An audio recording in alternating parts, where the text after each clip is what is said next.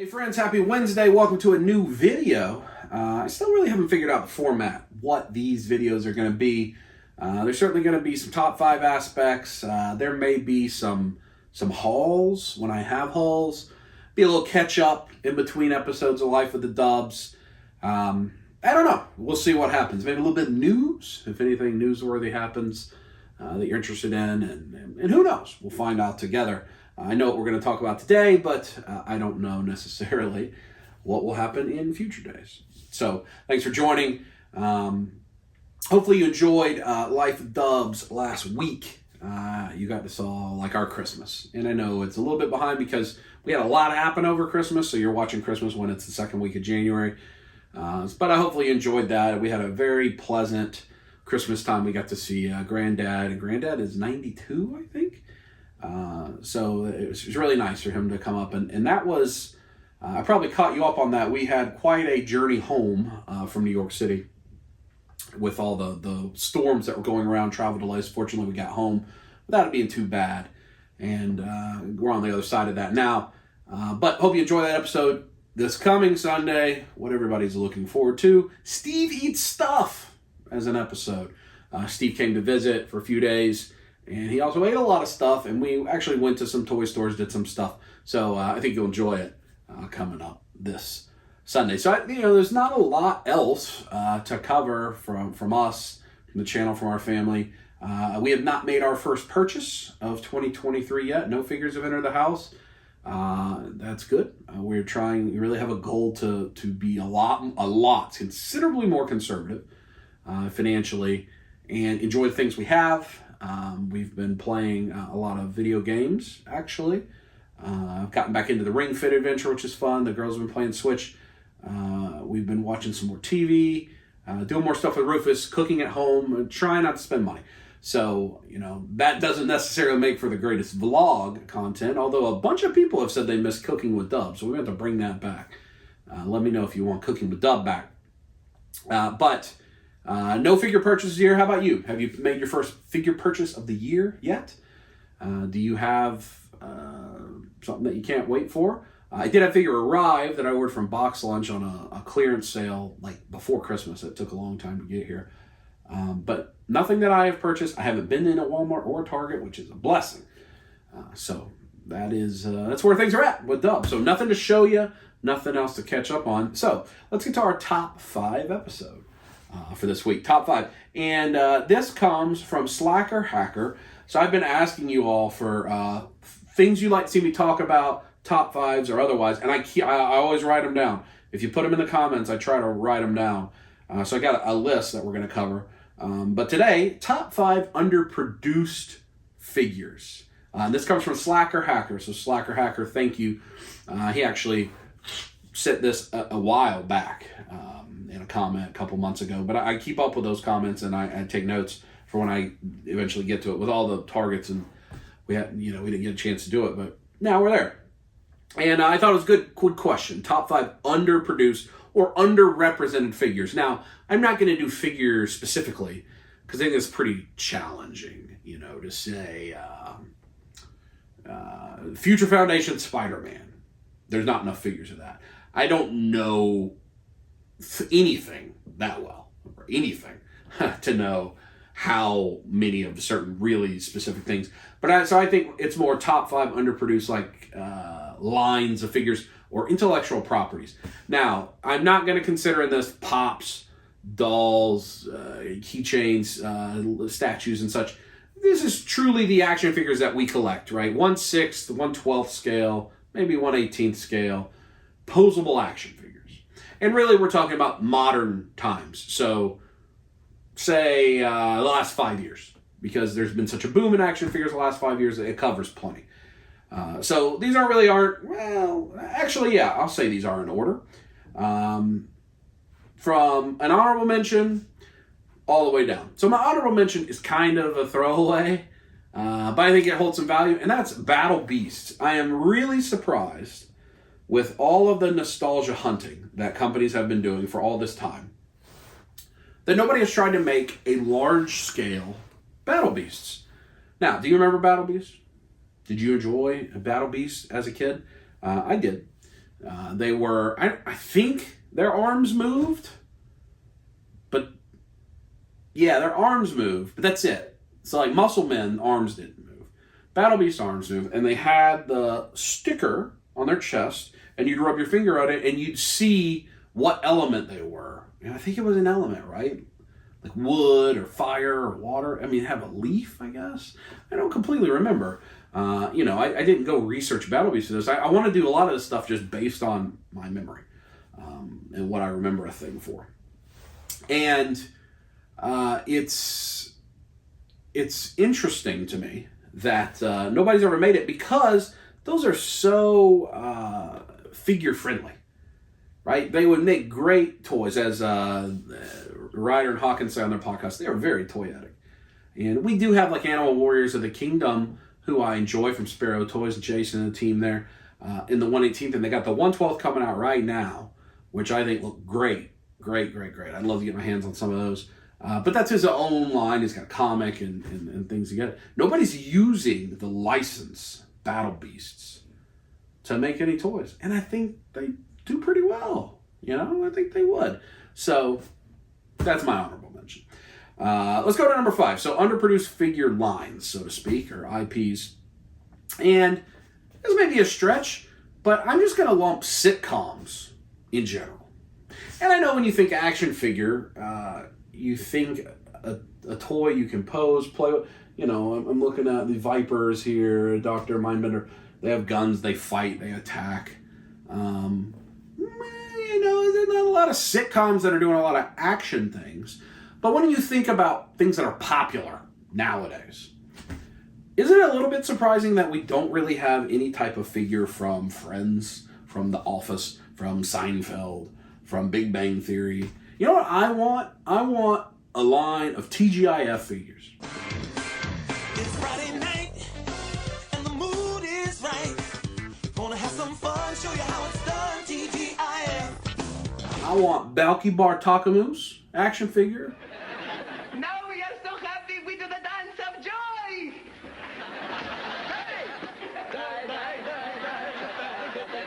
Hey. I want Carl Winslow action figure. 3, 2, 1. 1, 2, 3. What the heck is bothering me? I want Topanga action figure.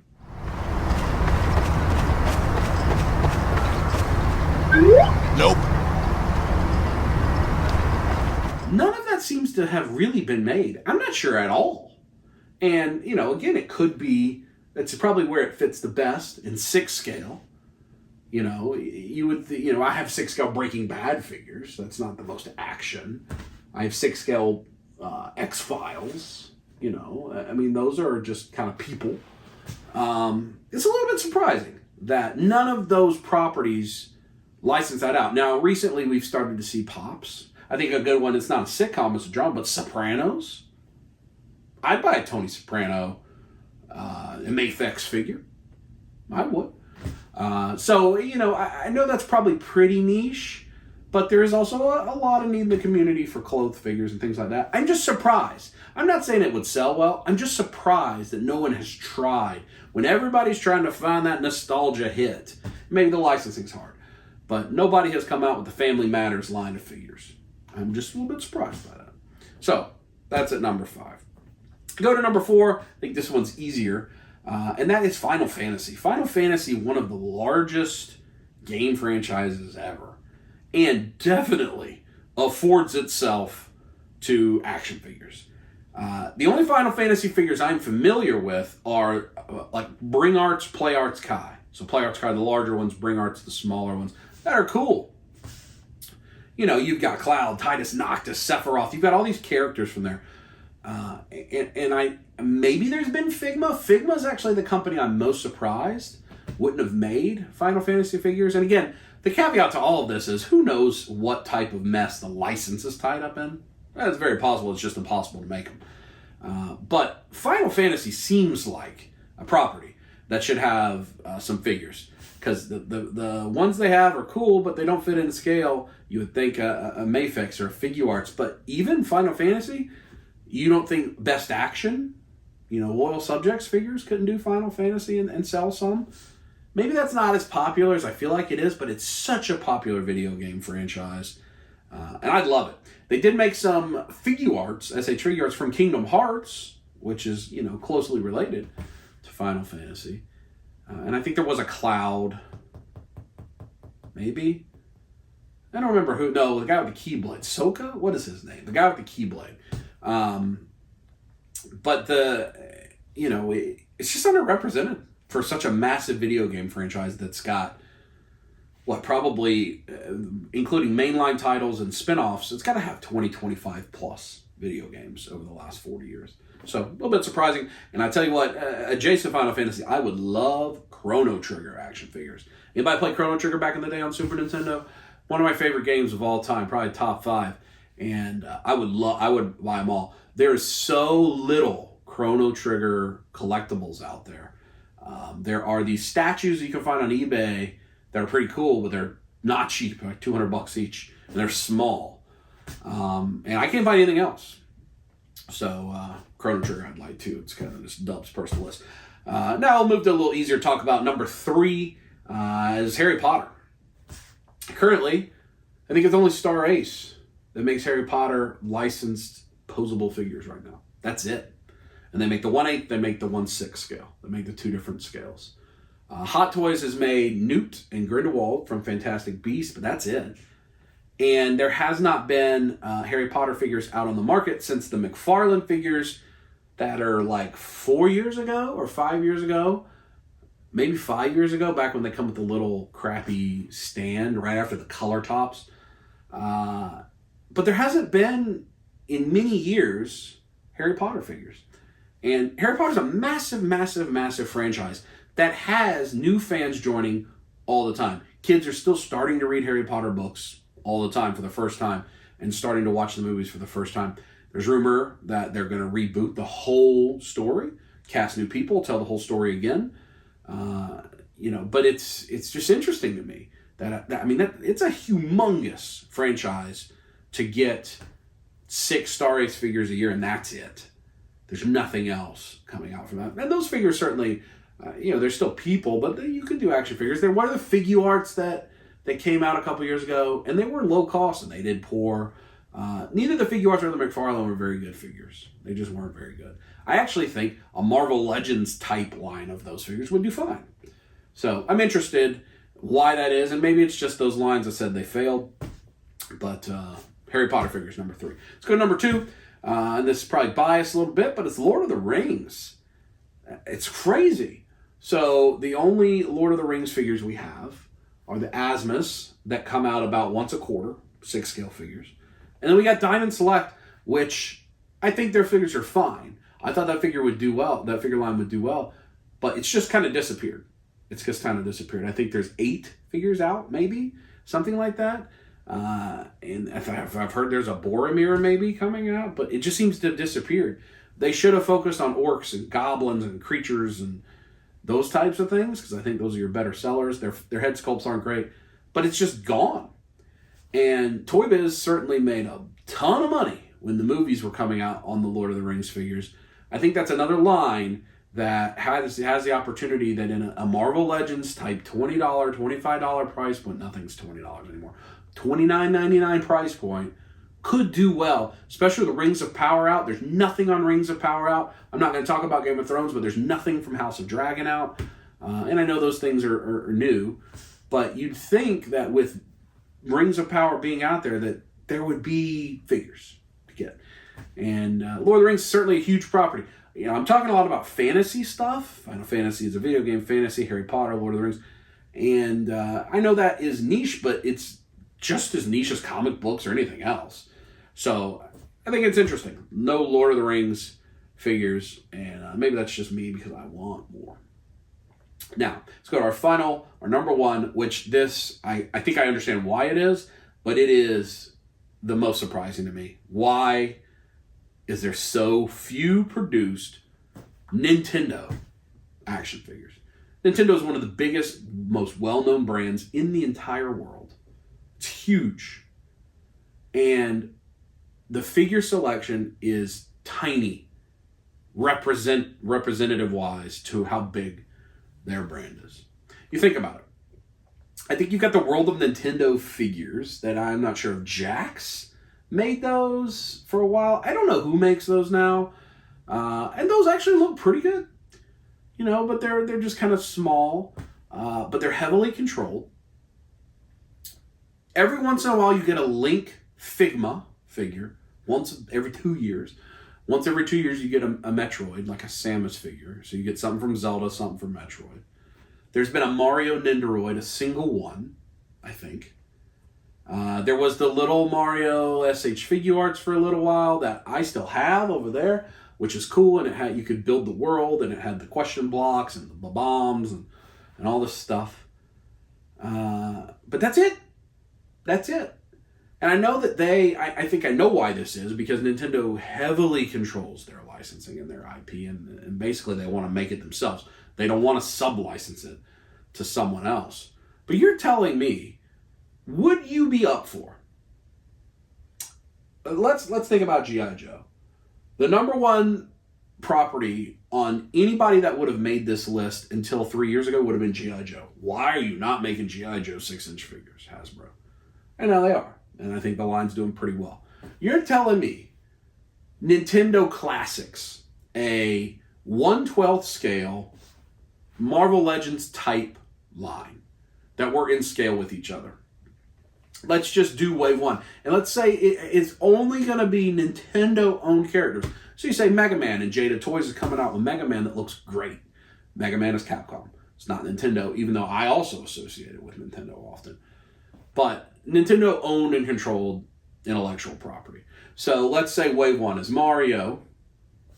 It's Link. It's Samus from Metroid.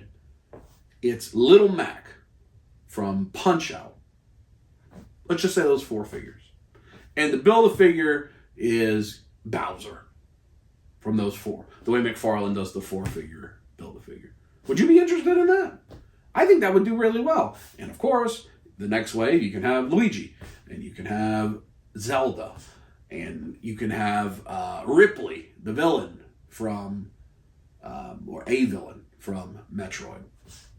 And you can have, fill in the blank. Whoever you want it to be. Waluigi, and the Build-A-Figure can be Ganon. And I'm just only looking at 3 of their games right now. I'm just looking at 3 of their games. And because those characters are so iconic, think about how many Link figures can be made and reuse of parts. How many Mario figures can be made and reuse of parts. And then you got Luigi, and then you got Toad. It's endless. It should be making so much money for them. And even with the line they do make, whoever makes that smaller scale line, I think there's been 1 Breath of the Wild figure I've ever seen. And I still haven't seen a Figma Breath of the Wild figure. I don't understand it. And if you've ever had the Nintendo Figma figures, the Links, the Samuses, those figures are awesome. And they get really expensive once they sell out. So I think that is an underproduced, underrepresented line. There should be Nintendo figures at all scales, I believe. It's a massive, massive property. Most people, you think about what Funko does. Funko wants to sell it to everybody, not just to us. And they go, most people want a Mario. I don't think is there Mario Funko? There's only recently Nintendo Lego, right? Nintendo just doesn't like to license their stuff out. That's just not the way they are as a company. So anyway, that's my list for today. Again, thanks to Slacker Hacker. Let me know, what are some figure lines, some IPs, intellectual properties that you think are severely underrepresented that are big enough to carry a figure line? I'm interested to see what other people's lists are. And let me know what you think about the video. I would ask, Monday's video that went up, it's kind of the new version of Monday Motivation. That will be a series of videos that are going to be more related to the hobby. This one is Collecting Bad. That's the series. And that first one is Why We Collect, and looking at collecting versus accumulating. If you didn't watch that, I'd appreciate you checking it out. Let me know your thoughts on that. All right, we'll see you on Sunday for Steve eating weird stuff. Until then, squeeze it.